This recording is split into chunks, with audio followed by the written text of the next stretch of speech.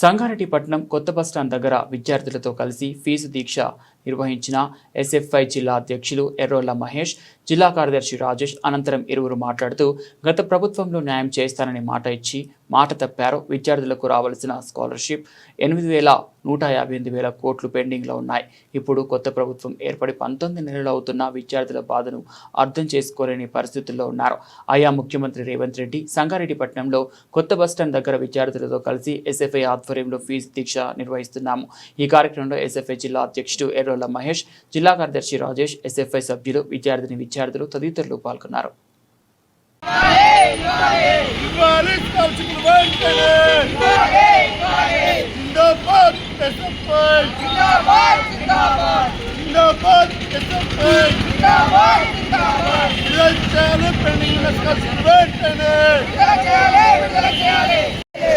భారత విద్యార్థి federation SFI జిల్లా కార్యదర్శి రాజేష్.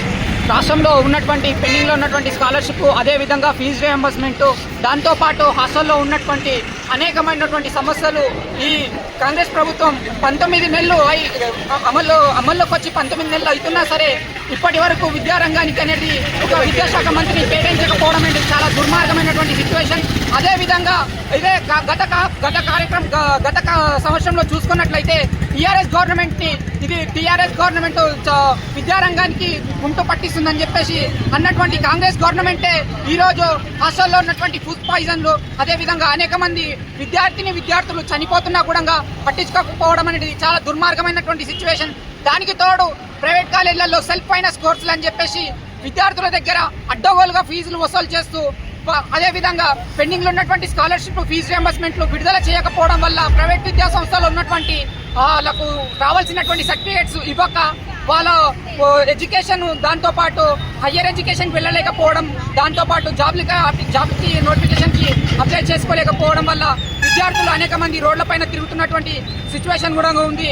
ఈ రాష్ట్రానికి తొందరగా విద్యాశాఖ మంత్రిని కేటాయించాల్సిందిగా భారత విద్యార్థి ఫెడరేషన్ ఎస్ఎఫ్ఐ సంగారెడ్డి జిల్లా కమిటీ తరఫున డిమాండ్ చేస్తున్నాం.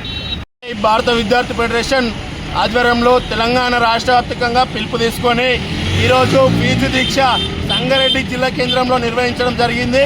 అలాగే తెలంగాణ రాష్ట్రంలో గత ప్రభుత్వము స్కాలర్షిప్లు ఇవ్వకుండా 6 సంవత్సరాలు అధికారంలో ఉండి ఇస్తామని చెప్పేసి విద్యార్థులను మభ్యపెట్టి వెళ్ళిపోయినటువంటి ప్రభుత్వం, ఇప్పుడు కొత్తగా వచ్చినటువంటి ప్రభుత్వం కూడా గత 18 నెలలు అవుతున్నప్పటికీ కూడా విద్యార్థులకు పెండింగ్లో ఉన్నటువంటి స్కాలర్షిప్లు, మౌలిక సదుపాయాలు కల్పిస్తామని చెప్పేసి హామీ ఇచ్చినటువంటి ఈ కాంగ్రెస్ ప్రభుత్వం కూడా ఇప్పటి వరకు దాకా పెండింగ్లో ఉన్నటువంటి స్కాలర్షిప్లు ఇవ్వలేనటువంటి పరిస్థితి ఉంది.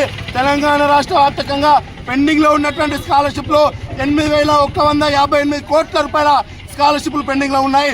అలాగే విద్యార్థులకు అరకొరగా వసతులు కల్పిస్తున్నటువంటి ఈ ప్రభుత్వం విద్యార్థులకు అందరికీ కూడా న్యాయం చేసేవారి దాకా ఎస్ఎఫ్ఐగా పోరాటాలకు సిద్ధం కావాల్సిందిగా ఎస్ఎఫ్ఐ పిలుపునిస్తుంది. అలాగే అలో విద్యార్థి చలో కలెక్టరేట్ అని చెప్పేసి విద్యారంగంలో ఉన్నటువంటి సమస్యలపైన ఈ నెల 31వ తారీఖు నాడు కలెక్టరేట్ ముట్టడి కూడా పెద్ద ఎత్తున చేస్తామని చెప్పేసి కూడా ఈ రకంగా ప్రభుత్వాన్ని హెచ్చరిస్తున్నాం.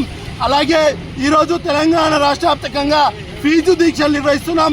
ఈ స్కాలర్షిప్లు ఇవ్వకపోతే రాబోయే రోజుల్లో సెక్రటేరియట్ కూడా ముట్టడిస్తామని చెప్పేసి ఎక్కడికక్కడ ఎమ్మెల్యే క్యాంప్ ఆఫీసులు కూడా విద్యార్థులను తీసుకెళ్లి క్యాంప్ ఆఫీసులు కూడా ముట్టడిస్తాం, ఎమ్మెల్యేలను కూడా బయటికి రానియకుండా నిర్బంధం చేస్తామని చెప్పేసి కూడా ఎస్ఎఫ్ఐగా ఈ ప్రభుత్వానికి ఉన్నటువంటి ఎమ్మెల్యేలందరూ కూడా హెచ్చరిస్తున్నాం.